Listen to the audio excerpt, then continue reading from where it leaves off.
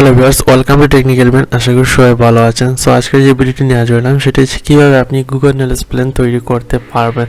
So আজকের এই ভিডিওটি দেখলে কিন্তু আপনি গুগল নলেজ প্ল্যান সম্পর্কে অনেক কিছু আইডিয়া হয়ে যাবে। সো চলুন শুরু করা যাক। প্রথমে আপনি একটি ব্রাউজারে এন্টার করবেন। এন্টার করার পর এখানে দেখেন এমডি নুমান আহমদ সার্চ দিলে কিন্তু এই দেখেন এটি কিন্তু আমার দেখাচ্ছে, কারণ এটি হচ্ছে গুগল নলেজ প্ল্যান। আর গুগল নলেজ প্ল্যান কিন্তু দেখলে অনেকে কিন্তু আপনার সম্পর্কে জেনে যাবে। যেমন এখানে আমি কি কাজ করি, যেমন এক্সাম্পল ইউটিউবার, তারপর আমার বিওগ্রাফি চলে আসছে, তারপর বার্থডে, তারপর সোশ্যাল মিডিয়া। এখানে আরও অনেক কিছু এড করা যায়। আপনার সোর্স যদি থাকে তাহলে আপনি অ্যাপ্লাই করবেন। অ্যাপ্লাই করলে গুগল দেখে কিন্তু আপনার এগুলো এড করবে। সো অনেকের মাথায় কিন্তু প্রশ্ন আসে যে আমি কিভাবে গুগল নলেজ প্ল্যান তৈরি করতে পারবো। এক্সাম্পল এই দেখেন আমার নামে কিন্তু আরেকটি গুগল নলেজ প্ল্যান আছে।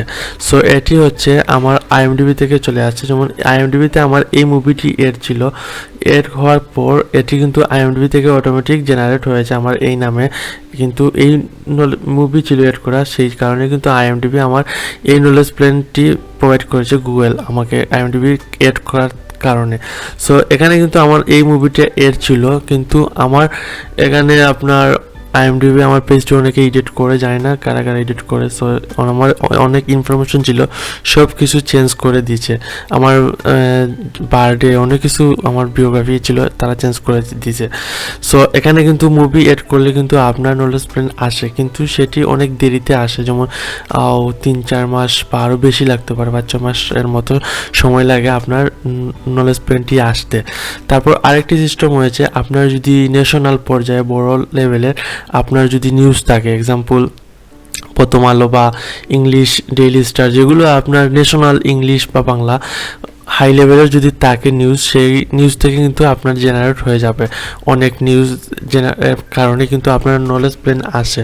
তারপর আপনার আরেকটি সিস্টেম হচ্ছে, আপনার যদি সোশ্যাল মিডিয়াতে অ্যাক্টিভ থাকেন, যেমন ইনস্টাগ্রাম, ফেসবুক, টুইটার, এগুলা সবগুলাতে যদি আপনার ভালো সোর্স যদি থাকে, অর্থাৎ ভালো ফলোয়ার যদি থাকে, গুগল আপনাকে নলেজ প্ল্যান দিবে।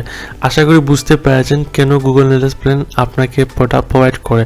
আইএমডিবিতে যদি ওয়েট থাকে, তারপর আপনার নামে যদি নিউজ থাকে, তারপর আপনার নামে যদি সোশ্যাল মিডিয়া ভালো অ্যাক্টিভ থাকে, এগুলা দেখে কিন্তু আপনাকে গুগল নলেজ প্ল্যান প্রোভাইড করবে। কারণ আপনাকে গুগল নলেজ প্ল্যান প্রোভাইড করার কারণ হচ্ছে আপনার সোর্স থেকে আপনার কতটুকু আইডেন্টিফাই রয়েছে আপনার এই গুগলে, সেই জন্য আপনাকে নলেজ প্ল্যান প্রোভাইড করা হবে।